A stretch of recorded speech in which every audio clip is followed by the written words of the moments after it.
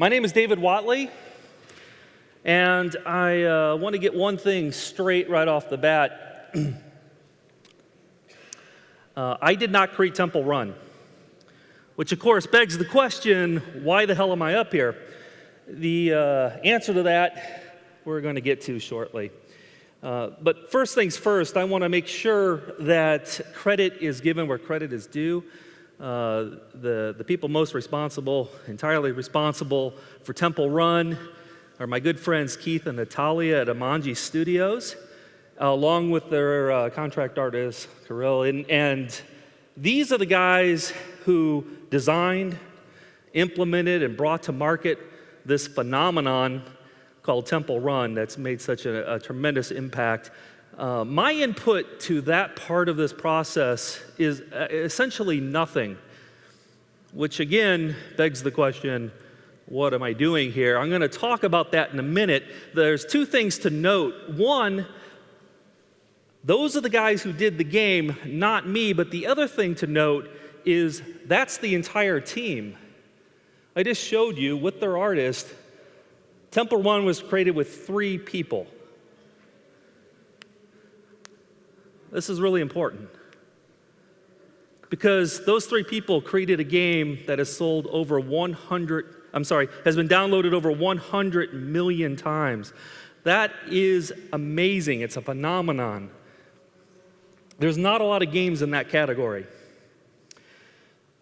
So some other stats came out of this. 10 billion sessions played. We're right up there in McDonald's territory. 54,000 years of playtime. 13% of the entire United States has downloaded Temple Run, which of course means there's still a lot more that are left to download it.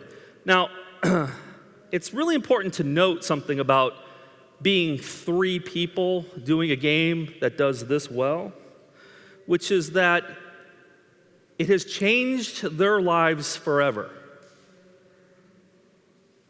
I did some calculations and went back and looked at the data, and the total amount of revenue generated that goes directly into their pocket turns out to be essentially a metric fuck ton load per month.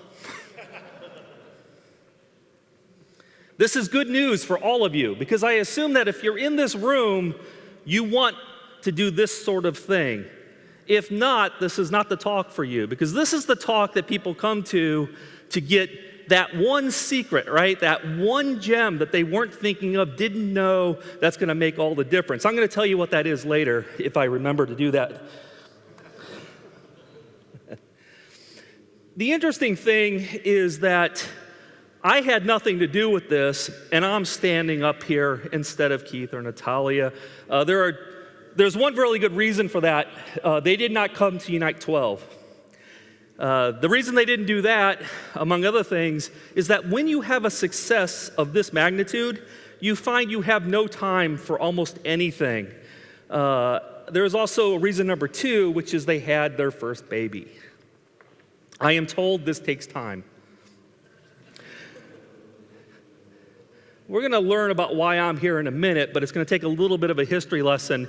Back in 2008 and 2009, I created a couple iPhone games that went on to great success. They were Geodefense and Geodefense Swarm. Any fans? I'll just assume all of you. And these games were very popular for their day. We're not talking Temple Run numbers. Very few games talk Temple Run numbers. But at that time, I was considered one of the top developers on the iOS platform. And this is important because it allowed for me to go around and give talks at various conventions, one of which is called 360 iDev, is held in Denver and other places, but primarily in Denver. 2009, I gave a talk there on how to replicate the kind of success that I had had. And by the way, 360 iDev, if you go to conferences for mobile development, especially iOS, I highly recommend this one over, say, GDC and other ones like that. And the reason why is much like Unite 12, it's small enough that you can get to know people there. And it has some of the top players go there all the time. and you can actually hang out with them and hopefully glean some interesting information from them. So I highly recommend that. Now, the thing is, though, that this allowed me to give a talk, and the talk was about success in the iOS marketplace. Android wasn't even a thing really back then. And one of the examples that I gave was a game called Harbor Master, which is an Amanji product. In fact, that was Keith and Natalia's, I guess, first large-scale success. This was a variation of flight control. So it was essentially flight control in water, and I was talking about how you could take a game and you can make variations of it as one possible way to lower the risk factor of going to market. What I didn't realize at the time, of course, is that Keith and Natalia were in the audience. And so after it was over, me talking about their game as if I knew something about them, they came up to me and they introduced themselves, and that began a friendship that led to many things, ultimately to me standing here before you today. I'll get to that in a second. Now, my friends at Amanji have done many games. Here are some of them: Harbor Master, Hippo High Dive. By the way, that was a Game Jam game that they actually took to market. And you see GeoSpark in there. That's a game that we did together. Red Sled, and then there's Max Adventure, which was the one right before Temple Run. I'm going to talk about that guy later because he's kind of important.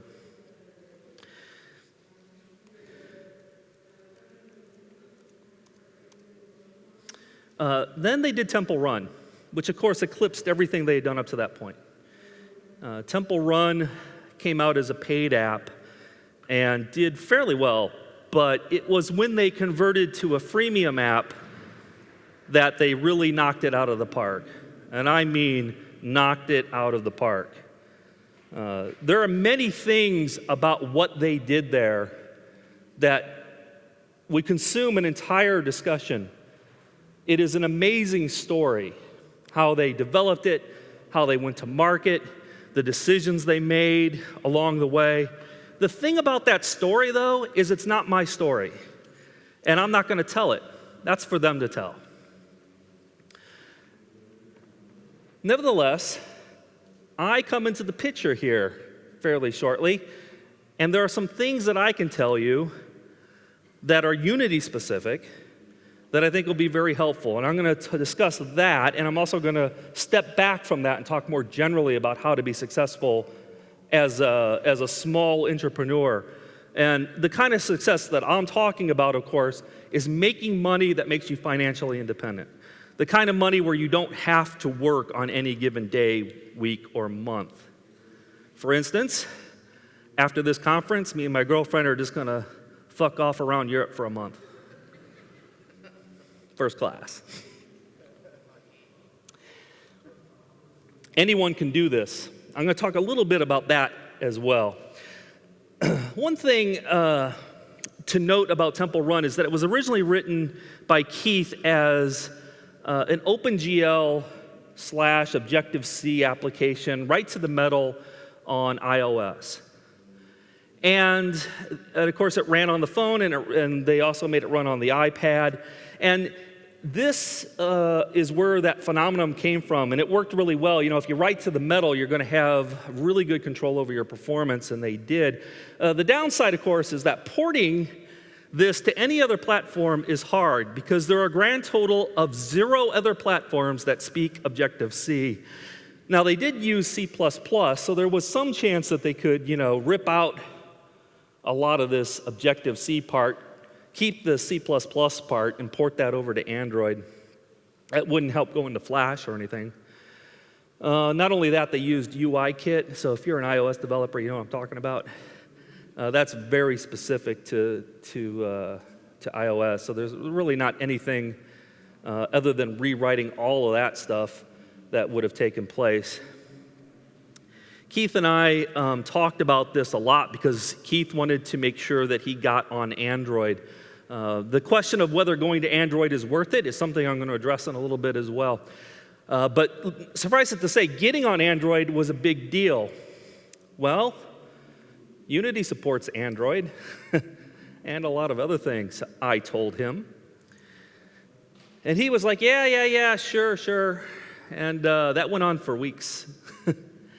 One day, I decided that maybe he just needed a little proof of this, and I took some screenshots from Temple Run off my phone, and I replicated the environment of the game.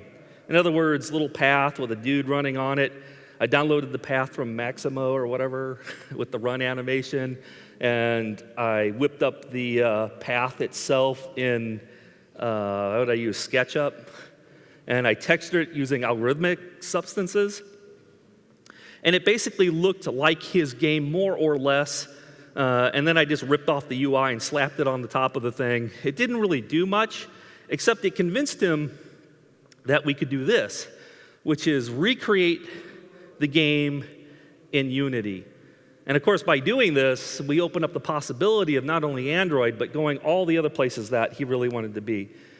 Facebook, for instance, maybe the Mac App Store, maybe Steam, maybe an LG television, because we all know that's a great place to be. I don't know, it seems like a good place. My television doesn't play games. But there's all these possibilities if we go to Unity. And so it began. Essentially, Keith and I entered into an arrangement where I would take his code and port it over to Unity. And of course, like any developer, I sat down and made careful estimates of how long this would take. I figure, hell, it's a guy running down a path. That can't take more than 4 or 5 days. My estimate was off by, well, if days equaled months, that would have been more accurate. What I didn't realize, of course, is that the logic behind that guy running on that path is way more sophisticated than it appears.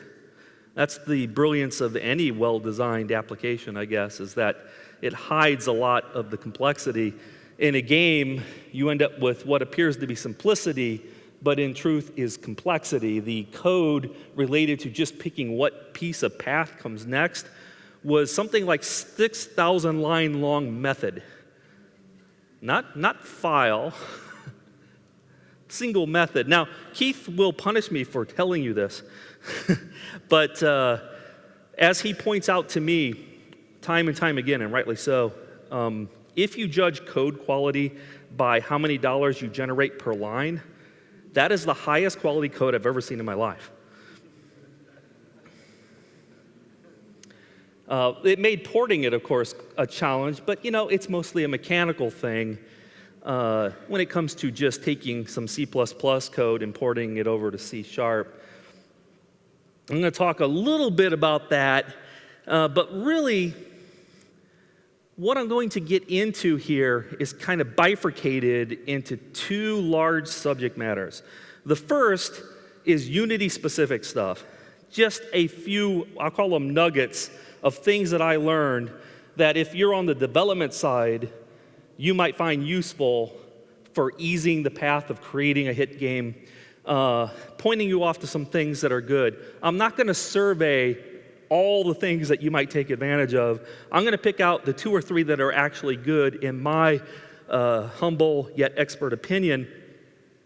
And that way, you don't have to go and do any research of your own. Secondly, I'm going to take a step back from all of this. I'm going to talk more generally about how you go about creating a hit product and what it means to have one. And lastly, what you do once that's occurred. Unity-specific and general wisdom. Get ready to take notes. I'm going to go quickly.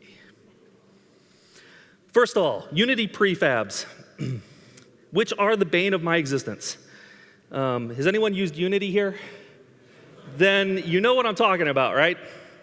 Unity prefabs are a beautiful idea, and they represent the core of Unity. You make prefabs out of stuff, and then you can instantiate those prefabs, and bang, there you got a game. The problem is when you try to do anything like update them or nest them, you run into all sorts of edge or just I want to say edge cases, but it's more like stone walls, really. Let's take a little look at the circumstances in Temple Run. The way the original game was designed, both the art assets and the implementation, the way it shared resources, is we had this path piece. That's that little guy on the bottom, for instance, which you run on. And then there's an obstacle like the tree. And you can see that in the case of a path with a tree, they're kind of like put together. That is your classic nested prefab, right? Now, there's two basic problems that come up that I ran into. One is if you take an object that you import, an asset that you import, a model that you import, and you make a prefab out of it, and then later you want to update that model, it works pretty well up until the point you do anything with it, like put components on it, in which case they get helpfully wiped out for you. This turned out to be a real problem for something that had, something like 80 different components that I had to customize with lots of custom components that I put on them with specialized data. Getting wiped out like that was just terrible. Then, of course, the fact that I took those and had to assemble them Lego style into these nested prefab families, the problem there is that if I updated the tree would update, but the tree that was part of the path would not. The classic nested prefab problem in Unity. What I did is I used one particular tool. I'm going to talk about two of them. The tool I used was Merlin's Prefab Lab. This is in the asset store. This is a really good way of dealing with the whole model updating prefabs and keeping them in sync without losing anything you've done to them over and above that, like adding components. Highly recommend this tool. Right now it works with Unity 3.5 and lower. Does not work with Unity 4, but I just got a beta drop of a one that does work with Unity 4. If you were at the keynote, you're probably aware that Unity is solving this problem entirely. Nested prefabs will be supported, and they will be normalized, I guess, into the entire environment, so we no longer have to worry about that. Except, and it wasn't clear to me when I saw this in the keynote, that feature is not part of Unity 4.0. It's part of Unity 4.x somewhere down the line. So what I understand, unless somebody knows otherwise. So even when Unity 4 pops out of the oven, that really cool nested prefab, exposing properties, hidden properties from prefabs, all of that stuff, that's coming later down the year or next year or whenever it is that they crank that sucker out. In the meantime, you'll want to use Merlin's Prefab Lab to get around the model update problem. For true nested prefabs, there are some things in the asset store. A thing called, nested prefabs is one of them. There's at least two. This one seems to be the most automatic and almost works. None of them actually work. And the reason why is they're all hacks, right? They don't actually go into the internals of Unity. They just do whatever they can get away with what's exposed at the scripting level. Nested prefabs, I did not use that for Temple Run port, but I did use it for some other products that we're working on. And to one degree or another, it seems to kind of work. But when it doesn't work, it's like you're even more confused by what happened. The way I dealt with nested prefabs in Temple Run is I wrote a custom script that every time I updated a prefab, I would run this script, and then it would traverse the entire asset database looking for where that prefab was used in another prefab and go through the complicated process of updating the sub-prefab. I would lay that script on you so you could take it home and revel in its glory, except for it was incredibly Temple Run specific and would not work on any other game or project you might have. So my advice is check out nested prefabs, see if that does what you want. If not, and you want to write what I did, and this will not go quick if you do, you can always email me, and I can at least point you at what you need to know. Hopefully, the update to Unity will come along soon, and this problem will completely go away. So on to the next problem. Unity GUI. The next pain point in Unity is that in-game GUI is not up to speed where it needs to be for actual practical use, at least on mobile. And of course, we're talking about Android, which happens to be mobile. The biggest problem, of course, is performance, but there are many others. There are a lot of solutions to this, though, fortunately, in the asset store. But let's talk about the problem first. The problem is these are the various screen resolutions ordered by the darkness of the lines are the popularity. And this is like, I don't know, 6 months old data on Android. Just to put it in perspective, this is what Keith had to deal with on iOS, iPhone, and iPad. Hardware fragmentation is a serious problem for those of us trying to go to Android. I came into this with zero experience with Android. All I had was, wait a minute, I had no Android. I'd never owned one, I'd never touched one. I saw one at a distance once and I was afraid. I knew it would be a problem because all of my developer friends were bitching a storm day in and day out on Twitter about Android, fuck this, fuck that. And I knew it was bad. I knew it was really bad, but I didn't really appreciate it until I started digging into it, just how bad it could possibly be. And when we talk about these problems, it's way more than just GUI, right? But GUI was the first thing I had to solve. So let me just tell you what I did. I use NGUI. NGUI was just getting its start when I jumped on board with it. I was using a UI toolkit before that and actually contributed a little bit to it. But NGUI won my heart for its incredibly sane architecture, incredibly well-written code, the support you get from Michael. I mean, it was just fantastic for building what turned out to be fairly complicated user interface components in Temple Run. A lot of what NGUI is today is because I worked with them to bring it up to speed by giving them a really hard test case. I highly recommend NGUI. Now, you know there are other ones out there. Use this one instead. You'll be happy. Here's the interesting thing about what NGUI does that I love, which is they have the most elegant and simple solution to multiple resolutions and multiple aspect ratios. This is kind of a tough problem because there's so many aspect ratios I have to deal with. But what they do is they say, okay, author your GUI at a specific height, and then I will scale your GUI based on the height of whatever screen you actually end up running on. Of course, the width may not change in proportion to the height, but that's okay because we only really care about either the height or the width. In this case, we're going to pick the height. And then the rest of it will kind of float. Now, is it perfect? No. But it covered all the cases that we've come up with so far. You can see two examples there. You'll see there's a little more shown on the right and left than there is on one aspect ratio versus another. Works perfectly fine. Get a tiny bit of clipping, who cares, right? It's not any less fun. Nobody's going to complain that they're missing the tatter on the right side. I guess I could fix that as well if I wanted, but it just didn't turn out to be that big of a deal.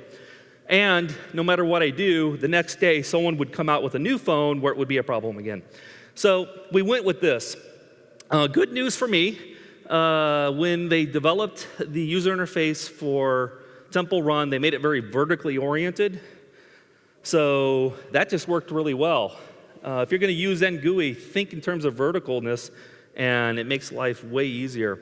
Also, the other solution to this is to do all your GUIs in 3D, which NGUI can do as well. In our latest game, One Epic Night, we did our GUIs primarily in 3D space. Then, of course, you just zoom in on it and stuff like that. Makes that problem all just go away. So let me talk about the other thing that you need to know, which is a company called Prime 31, and Mike's here. Where are you, Mike? He's here somewhere. There he is. Go talk to that guy. If you have not already, this guy creates endless plugins to deal with all the shit you don't want to. He handles everything from social networking to in-app purchase to putting a damn photograph in a gallery. Everything you might want to do on a device that takes native code implementation you can't get at directly from scripting makes a simple plugin for you. Well, one thing that some people may not know is that if you go to the asset store, you will see but a minor smitten of what he actually has available. You got to go to his website to get the rest of it. To this day, Mike has not made an adequate explanation of this fact. Still owes me one. I like buying stuff on the asset store because it's convenient. They made it really convenient. And I know when the updates are because I just go there and it just tells me, and I'm lazy. I'm sure you send emails, but I never read anything. But you got to go here. The minute you do, you will instantly save time and money. And Mike's really awesome with support. So, Prime 31 is where it's at. Let's talk about fragmentation again. Here are, as of a few months ago, an infographic of all the devices that make up what one calls Android. This is frightening for someone trying to do development. I currently have a stack of Android devices at my house that's like this tall and falls over in a giant pile if I try to stack it, and I do. It's kind of like Jenga, actually. I don't use Android personally, so I got to do something with them. The thing about it is that if these devices were all largely similar, I wouldn't have a problem, but they are not. I have a device in my pocket. This is an Android phone, I am told, and it may be an $800 phone with the latest graphics chip in it, the best CPU, a massive amount of memory, and multiple cores, or this might be an $80 piece of crap with a 6-year-old GPU, a hamster in a wheel running for the processor, and version -1 of Android OS. Both of these products came out yesterday. This is the problem with Android fragmentation. If you have an iPhone, and I do, I know that my iPhone 4S, as of today, is the best one because it came out the latest. But on Android, we do not know this. As developers, we are discriminating, and when we go to Best Buy or whatever and look at the specs, we can pick out the best Android device. However, guess what? The end consumer largely cannot tell the difference between these two devices. If you do not believe me, make an Android game and then watch your email box. This too was frightening. You got to do something about it. And I'm not just talking about hardware. Oh my God, the OS, right? Every device has a different OS and a different version of the OS. And that version of the OS is therefore more complicated because OEMs change the OS for their own particular needs because they got to add some weird bell and whistle to it. And every country can have different versions of what is called the exact same thing, OS and or hardware. So like a Galaxy 3 that you buy here versus the United States can be different. And there are custom ROMs. People make their own ROMs and wonder why your shit don't run on it. The amount of email you get when you have a hugely popular game running on Android is astonishing. You have to draw the line somewhere. In the case of Temple Run, we said nothing below ARM v7. By the way, guess what the first thing that happened was when we released it?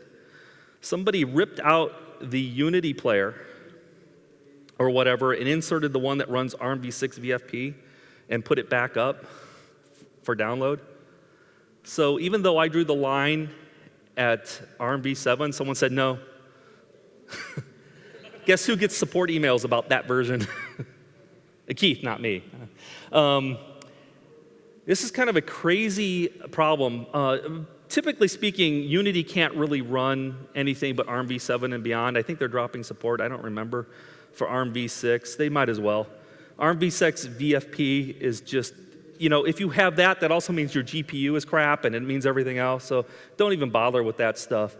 By the way, it's also worth pointing out that if you have a consumer who bought an $80 phone versus an $800 phone, guess which one is more likely to spend money for your app or in your app, right? So you might as well stick to the high end. It's the only thing you can do that's sane. And now, instead of dealing with 40,000 Android devices, it's merely 36,000 devices. So the real question is it worth it given the difficulties of working with this here Android thing? And the answer is, hell yeah, it sure can be. Of course, your mileage may vary. In the case of Temple Run, it was very much worth it. Now, we have to quantify this a little bit because the way it shakes out is a customer on Android is worth about a quarter of what they are on iOS, and I'm talking about as a human being. When it comes time to pay money, they just don't crack their wallets. Now, you could argue that's because the Go Play, Google Marketplace, whatever they call it today, is not a smooth experience, or that they're cheap bastards, discriminating consumers. But whatever the issue is, they're worth way less over there. And this is kind of a broad statistic. This is not Temple Run specific statistic. And therefore, obviously, as a developer, you probably want to target iOS first. I was talking to my friends over at Touch Arcade that review iOS games. It's like the premier place game players go to discover a new product. And I said, are you guys going to cover Android ever? And they said, Android is just the place where old iOS games go to die. And I thought that was the saddest thing I'd ever heard. Of course, my Android-owning friends disagree with me, but they're part of the problem, right? I mean, somewhere along the line, the customer base has to be the kind that buys things. Unfortunately, in the case of Android, it is often, I often give talks about piracy and stuff. Android, it isn't a problem of piracy. It's a problem of what I call, I don't even have a word for it. It's like incidental piracy, right? They have no idea they're even pirating stuff because the APKs are just thrown up on websites, right, and stuff like that. In the case of a freemium game, there is no such thing as piracy at that level. It's free anyway, so we don't care. Pirating the in-app purchase stuff itself could be a problem, but we don't really care about the IAP. Let me talk about how it shakes out for Temple Run just on a percentage basis. We ported the game to Android, and of course, Kindle Fire is a subset of Android, but it has its own marketplace, the Amazon marketplace. Now, there are way fewer Kindle Fire owners than Android as a whole, right? They are very tiny. They sold like 1 million something of these things compared to 100 trillion billion of the Android devices. But look at these numbers. 52% coming only from Android versus 34% of revenue coming from Amazon, which means that people who have Kindle Fires are more likely to spend money by a large margin because their marketplace is better, they are the kind of people who buy Fires also like to spend money on apps. I don't know what it is. But it makes porting to the Amazon marketplace, as you can see, even despite how small it is, really important. That little yellow thing right there, that's promotion. Revenue that comes from a little pop-up at the front of the game once a week that says, hey, go try another game. Making 14% off of that, which I think is pretty significant. Now, of course, the thing about it is Android is still, like we talked about before, tiny compared to the behemoth money-making machine that is Temple Run on iOS. So the question you might have is, how much money are we talking about here? It's been out for 3 months, and we're pulling down 7 figures from IAP alone, and only IAP, plus that little bit of promotional stuff. But just IAP alone has been 7 figures. So what that means is it is worth it. You can make millions of dollars even in Android space. I bring this up because I have a lot of developer friends who do nothing but bitch about Android and how they make virtually nothing there. I think implementation is really important. You have to do a quality port. And it's hard. It's really hard. So I think what my friends are complaining about a lot of times isn't so much that they're not making money, but that they're not making money relative to the effort it takes to actually go there. And why is that? Because they're not using Unity. The Unity guys have taken on a lot of the pain. of making this work on as many devices as is reasonable for anyone to try and do. Sometimes there will be a device or an OS upgrade where it doesn't work. The Unity guys will then jump on that and fix it. I think of them as an extension of my developer family that I don't directly pay, except for the licensing, of course. The downside, of course, is that it may take time for them to cycle through and update. In the meantime, you get hammered in your emails. But so far, at least, and I think ostensibly because of the popularity of Temple Run, they've been incredibly quick to make fixes that get it running on the latest OS and that kind of stuff. But the problem is, of course, that the OS updates tend to break everything. Here's something. One day, we're minding our own business, thinking about what to do next, and Pixar knocks on the door and says, we got this little thing called Brave coming out, and they want a game to go along with it. And essentially what they wanted to do was take Temple Run, reskin it, add a few mechanics specific to Brave, and release this game called Temple Run Brave. They had another shop actually would do the work, and this was one of those unbelievably easy decisions, right? And the neat thing about it is that it was possible entirely because we had used Unity. This other shop was a Unity shop. So when they learned that it was done in Unity, it was like go time. The thing about a movie release is that those dates are kind of set in stone. So that means the game release date was set in stone. They came to us rather late in the process from my point of view, but I guess they're used to working under pressure, and Unity is fast enough for them to work in that they were able to really jump on it. So when you think about this, Temple Run on Android is making a ton of money. Temple Run on iOS is making a ton of money. And then these guys come along and say, hey, we'll give you, I can't tell you what the deal is, but assume that it's a giant percentage, if you let us use your code and reskin it and use the name Temple Run, of course, because there's cache in there along with Brave. By the way, it's pretty cool to have it so that, you know, Pixar comes to you and says, we want to use your name because it has so much cache. And incidentally, I did have on my bucket list, do something with Pixar, and I have checked that box now. I didn't do much. We're talking arm's length, right? But, you know, there it is. So we've got Temple Run over here making tons of money. Then Temple Run Brave comes out, which Keith and I did virtually nothing, relatively speaking, incrementally. And it zooms up to be the #1 app overnight on iOS and Android. And it makes a ton of money. It's kind of interesting that once you become successful with your app, these opportunities come a-knocking. In fact, for a while there, and maybe even to this day, it's hard to tell with their new baby taking a lot of their attention, and rightly so. But there's new offers knocking on the door every day. Every day. In fact, I used to get calls from Hollywood producers going, can you get me an audience with Keith? And I'm like, maybe.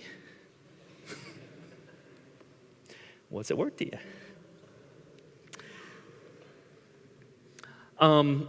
But it wasn't just that. It was also the fact that we had used Unity. I am not paid by Unity to shill for it. I'm just a big believer. Right around version 3.4, I think the product really crossed the Rubicon and became a go-to tool. I switched, just this is a little background on myself. I own 2 game development companies. One is called Simitronics. We've been doing games for 26 years, online games before the internet even existed, back in the days of, none of you'll know what I'm talking about. Genie? CompuServe? Nothing? Okay, anyway. When AOL was a tiny little startup. And another company called Critical Thought Games. It's a one-man band operation that was just my hobby. But because of the success of Geodefense and some other games, and now, of course, Temple Run Android, it is now a huge undertaking, and frankly, sometimes more than I can personally handle. Where was I going with that? There was something about that. But, oh, yeah, I've switched both enterprises over completely to Unity. So, I mean, I cut a $30,000 check check to Unity to license my entire crew at Semitronics. And then, of course, I cut another check to upgrade to Unity 4 a few days later or whatever. But happily so, because we can move forward with our lives not worrying about a lot of stuff we would otherwise have to worry about. By the way, this is a bigger deal than it sounds, because I used to be a competitor with Unity, because my company did Hero Engine, which is a competing platform for creating games. Hero Engine is used in like the Star Wars MMO. The reason it's not a conflict for me is that I sold that division off in 2010. And as soon as I sold it off and said good riddance, I then immediately went and switched my company over to Unity. It's not that Hero Engine is bad, it was just designed for a different era. Hero Engine was designed to do massive AAA MMOs and cost $1 million a license. And Unity, although some people complain about the price when they go for Pro, is really quite the bargain, I gotta tell you. Okay, I'm now going to step back from Unity and talk more generally about how to be a success in the mobile space or in creating games as an independent developer, as a small entrepreneur, as a startup.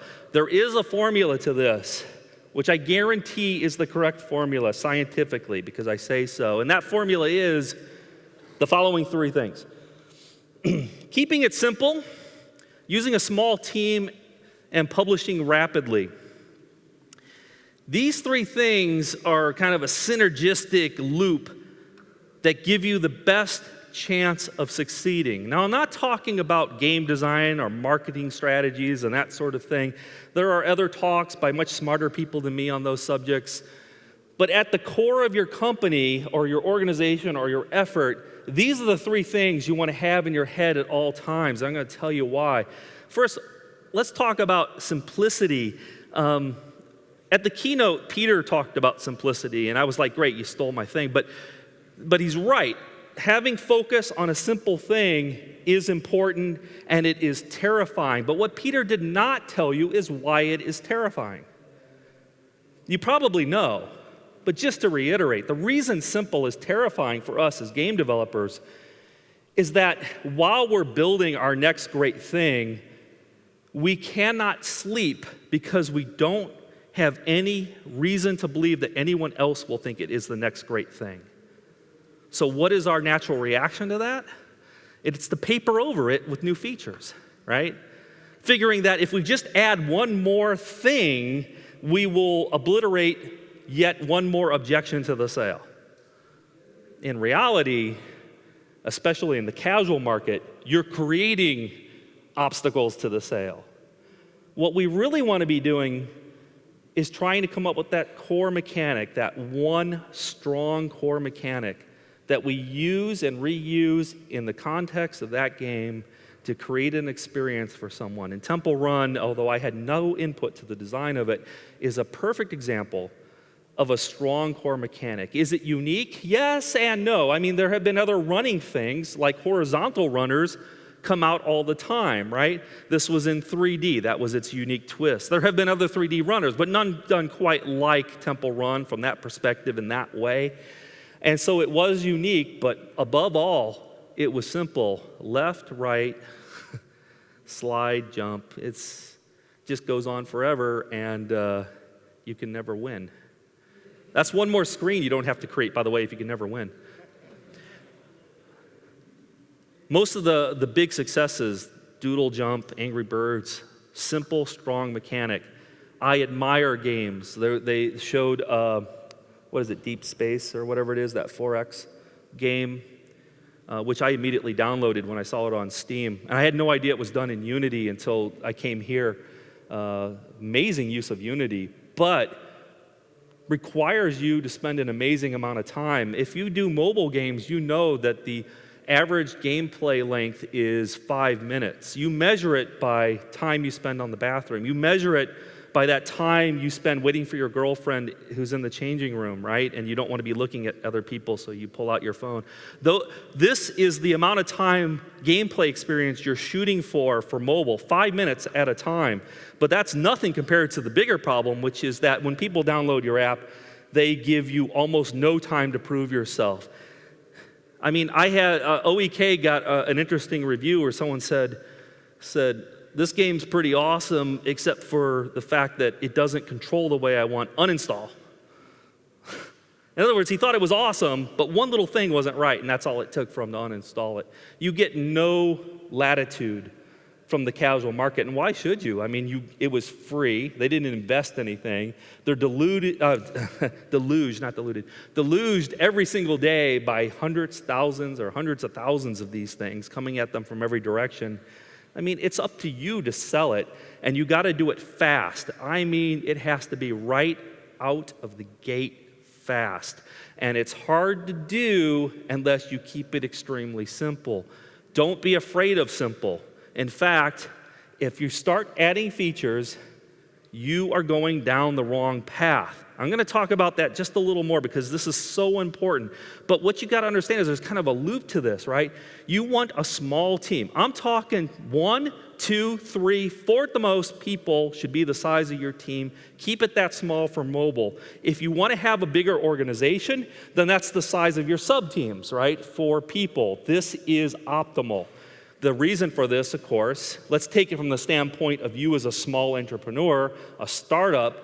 First of all, you don't have probably the money to go hire 50 guys anyway, so it's easy to stay small. But the reason you shouldn't fear your smallness is because when you have a hit, guess how many different ways you got to divide that money? Way less than if you had 50 people. This is the situation that Keith and Natalia find themselves in today. When you're pulling down 8 figures or whatever it is, and you get to keep it all. 2 of them are married. I mean, they're married to each other, so that's technically legally one person.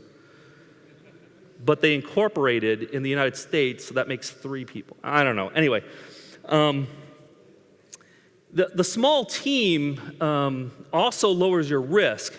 The smaller your team, the more likely you will have more chances at bat. This is incredibly important because you are not likely to succeed. We're going to talk about failure in a minute. I don't know how much time I have. But failure is also a key aspect, a fun aspect to being successful. The small team lets you go up there and swing for the fences many more times because it costs way less. A small team means that you can't make giant, complicated games because there simply isn't enough time. Stop worrying about it. Instead, go, hell yeah. The fact that I have only 2 people means I can't overcomplicate things. You can have a simple concept and you can take it to the market rapidly. Rapidly going to market is the hardest thing for us as developers to do. Not because software development takes a long time, it does, but because we never think it's ready. We always think we got to add one more goddamn thing. And I don't know why that is, especially as one who is guilty of it myself. It isn't just the features of the game that's important. No, it goes way beyond that. But I'm going to talk about that in a minute, but I want to get on to something I think is even more important, which is failure. Failure is the thing we as entrepreneurs and small businessmen and designers and developers fear the most. We stay up at night worrying about whether this thing's going to be a success or nobody's going to like it, nobody's going to download it, and if they do, they'll hate it and write angry things on the forums. Hell yeah, they're going to do that. Does anyone know how many games Revo did before Angry Birds? Yeah, it's in the 50s, 53, 57. Can anyone name them? Only Angry Birds matters. Can you fail 50 times? Say yes to that because you're gonna, okay? Just accept it. But failures are the stepping stones to ultimate success because each one of them teaches you something that you can learn no other way. Temple Run, the game before Temple Run for Amanji was Max Adventure, which was their most ambitious game they have ever undertaken. It took them a year to develop it and was one of their least successful games in terms of ROI. And it was a quality, solid, polished, awesome title that used a mechanic that was popular in the App Store at the time. There was no reason it should be a failure, but the market is a fickle bitch and there's nothing you can do about it, right? So you can make the best thing in the world and still fail. And the only way to deal with that is to just get used to it and realize that every time you fail, you, instead of like hanging your head in shame or feeling bad about it, you just get out there and go, thank God I failed, because that's one step closer to my Angry Birds or my Temple Run. You got to go through it. All these guys did. Why should you be any exception? Once you have that success, by the way, you're going to have to do something with it. I'm going to tell you what that is in a minute. But here is another aspect of going to market that many people agonize over, which is how to monetize this cool thing you're making, this incredible widget, this game of games. What do I do? Do I go paid? Do I go freemium? If I go freemium, how much effort do I put into it? How do I get IAP set up in the most optimal way? Do I put a casino mechanism in? Because people tend to like that. Do I sell items or currency or coins? Do I bifurcate it into coins you can earn versus gems that you have to buy? The answer is none of it. None of it. You don't have to worry about any of these things. The reason why is because the only thing that matters is that people like your game. The reason why that is true is because anything times 0 equals 0. So if you have the most amazing monetization scheme, the most clever mechanisms, the trickiest way to get people to crack their wallet, and you have a game that nobody likes, guess what that's worth to you? It's worth nothing. So who cares? Put the simplest thing in if you put anything at on. Consider releasing your game with no monetization at all. Why? Because you'll get it out the door faster and it'll get traction. And if it gets traction, if it does get traction, if it gets organic viral growth, then make an update that has in-app purchase in it. You will have, but look at it from the other perspective. Let's say you don't do that, but instead you invest 6 more months of effort, time, money to make the monetization part, and the game doesn't get any traction. That was completely wasted. See what I'm saying here? This is something you don't have to worry about. When I finally got that in my head, it's kind of like a giant relief, right? The easiest monetization of all, of course, is just to make it a paid app, 99 cents or whatever. But on Android, that barely ever works. And the world's going freemium anyway. Well, my recommendation is just don't put any monetization in at all. And if you're gonna do it, do what Temple Run did, all right? Which is, if you go and look at it, is the best model for in-app. Is it the most optimized? No, but it's the best. And what they did is they made it so that in-app purchase is 100% optional. You can play the entire game without ever spending a dime, and you can unlock everything. They didn't bifurcate it into coins versus gems, or gems are IAP only and all that kind of crap. Basically, the user can decide for themselves if they want to spend money. Think of it this way. If you had 100 million downloads of your game and you put a button in your game that said on it, accidentally give me $1, you would be rich, right? When you expose that button to 100 million people, a lot of people will accidentally click it. I'm not kidding. It's amazing what you can do. So keep it as simple as possible and get to market as fast as you can. Okay, last big thing people worry about, discoverability. Worst problem for us developers. Most of us are game designers. We're game developers at heart and our soul. We don't really like the idea of marketing. We don't like the idea of promotion. We may go out and hire such a person or a business guy to try and do that for us. But if you're like me, this is something you don't focus on very much. And even if you do, it's hard.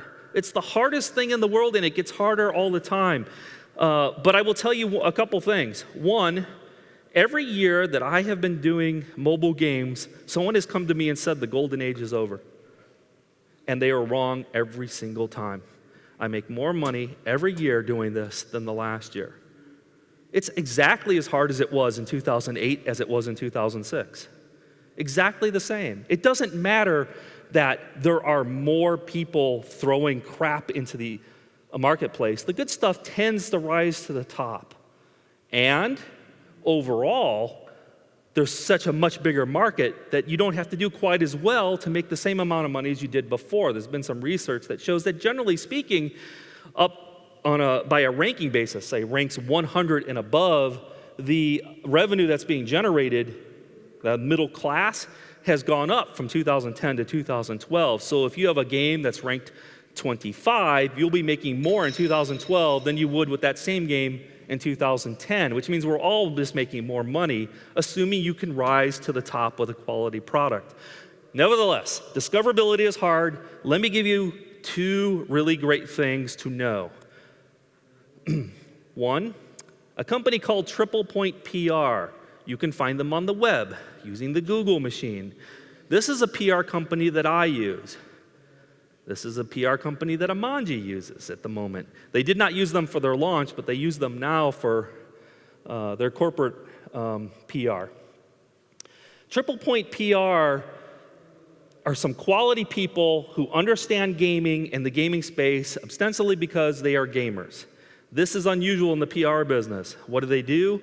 They know how to get the word out, not just to the gaming media, but to the larger general media as well. So they will help you, of course, get prominently featured on Touch Arcade, Pocket Gamer, whatever. By the way, your game still has to be awesome, but to get a good review, they can't fix that for you. But they can make sure you get coverage. And then they can go beyond articles in USA Today, Business Week, Time Magazine. Why do you care? Do they drive sales? Nope.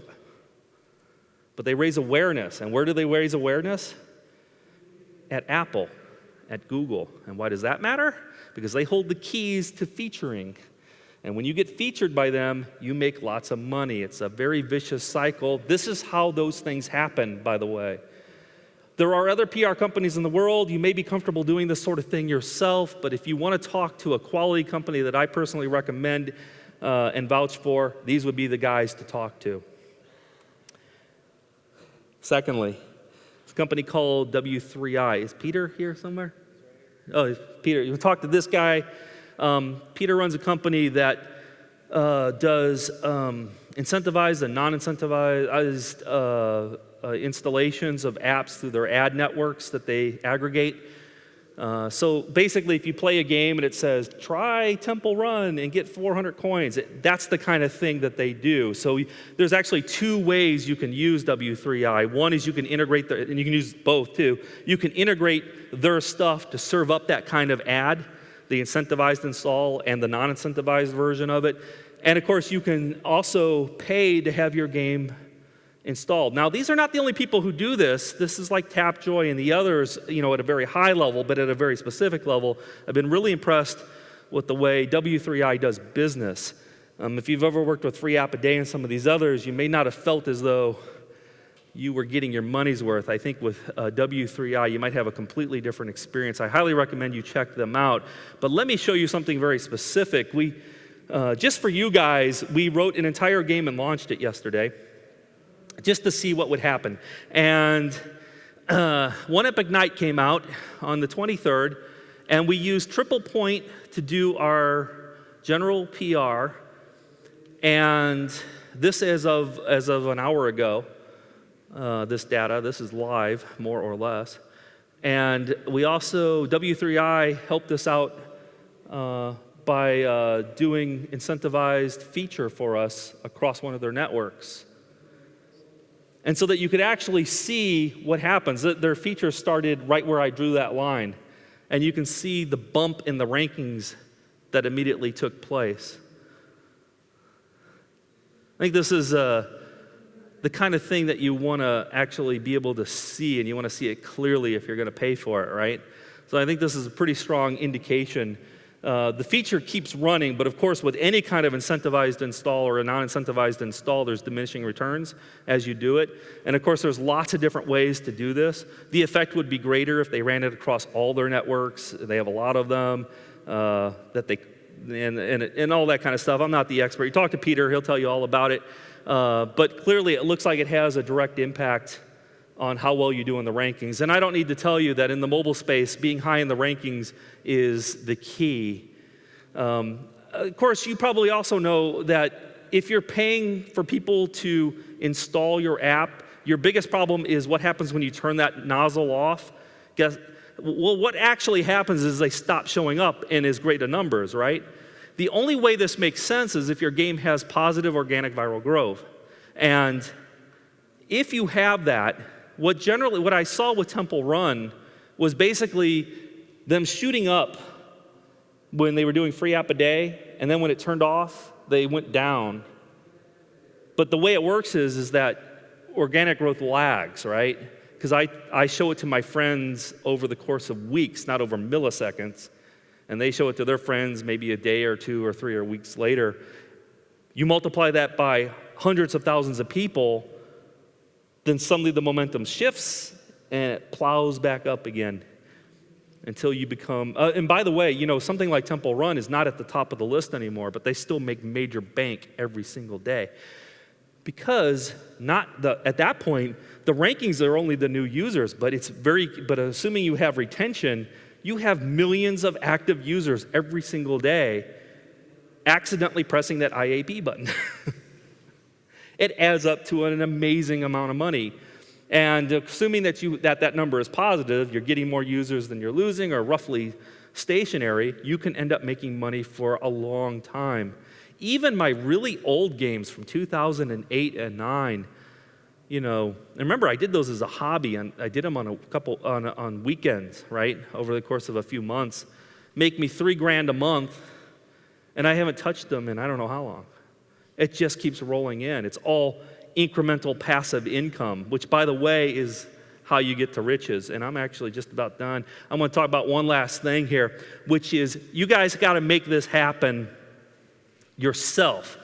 And hopefully what I've told you here will help you in some small way. I've been doing this kind of talk for years now, and inevitably people who come to my talk, some of them end up being multimillionaires. I believe it's because of me. So when this happens to whoever it is in this room or whomever it is in this room, first, make sure you remember this and write me a check. And 2, I want you to do one other thing, which is help others make it happen, because that's what I do. And there's actually no greater reward. Sure, it's fun to be able to knock off around Europe for a month and not have to worry about bills, but it's way more fun to help other people do that. Thank you, everybody.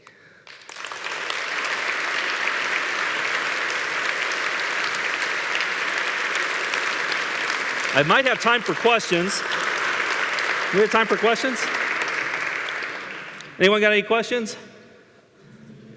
Yep, over here.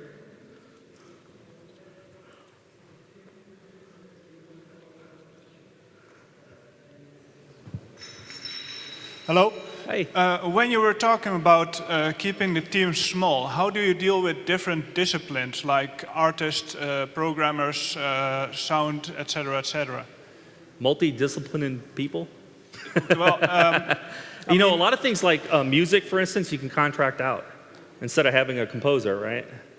Right. In the case of Temple Run, they have neither Keith nor Natalia are artists, so they contracted that out. Okay, so you just you don't do it yourself in your own team, but you outsource it, kind of. Yeah, in the case of Critical Thought Games, I made a game that's very graphically intense, but has no art other than line drawings. All right. And so if you think about it, you can find ways to do that. I'm not saying that you don't necessarily want to have an artist. I'm just saying, don't fire, if that's the artist, don't fire him necessarily. But I'm just guessing, I don't know. I am the artist. Oh, you are the artist? Yeah. Yeah, you had that look, so. You're looking nervous there for a second, so I figured. Thank you. Sure. Anyone else? Yeah. Got a microphone coming.